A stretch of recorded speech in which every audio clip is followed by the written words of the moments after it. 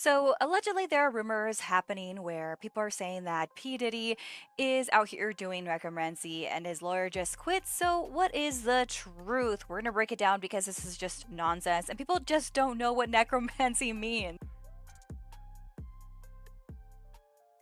Before we get into today's topic, hi, I'm Stephanie, and I talk about the paranormal and strange.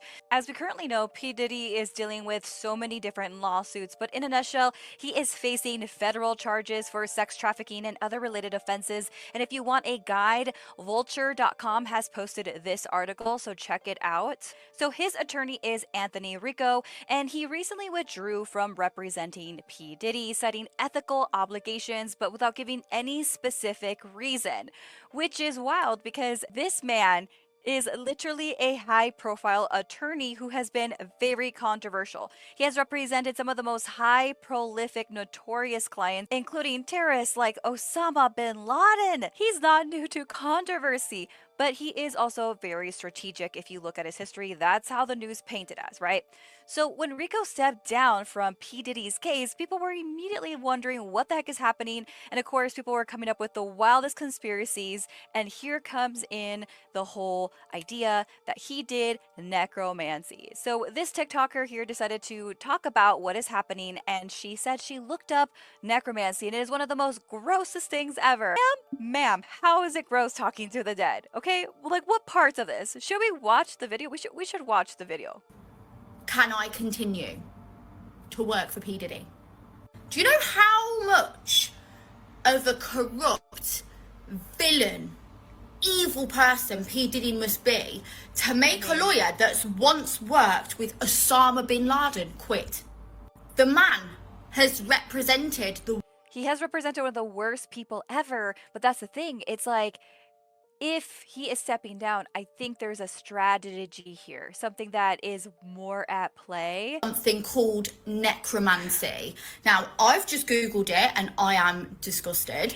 What are you disgusted but, about? yeah, this What's has disgusting? been enough to make his lawyer not want to work with him anymore. I don't think you Googled the right thing. I don't. Alright, so clear as day, she is not well versed in the occult nor necromancy. I really believe she Googled the wrong thing, which is what brings me to the next part of this. Because necromancy is literally just talking to the dead. That's it. If you do a Google search, like she said, but if you actually type it in right and you know what you're searching, this is what you're going to find, right? I'm showing you this because I'm not making it up. This is what it says. What that means, as a practitioner myself who talks about paranormal stuff, I have done investigations, I am a reader, I am a medium. This is what it is. It is literally, if you've used tarot to channel spirits, to talk to the dead, that is a form of necromancy. Have had a seance, have done bone readings, which is deeply rooted in African, indigenous, and other Latin American traditions, and so on. If you've ever practiced in spirit work through religious or cultural practices, you will find segments of necromancy, right? So, like, it's not this whole thing where it's Evil Dead and you're getting the Necronomicon and you're like, oh my god, I'm summoning the dead!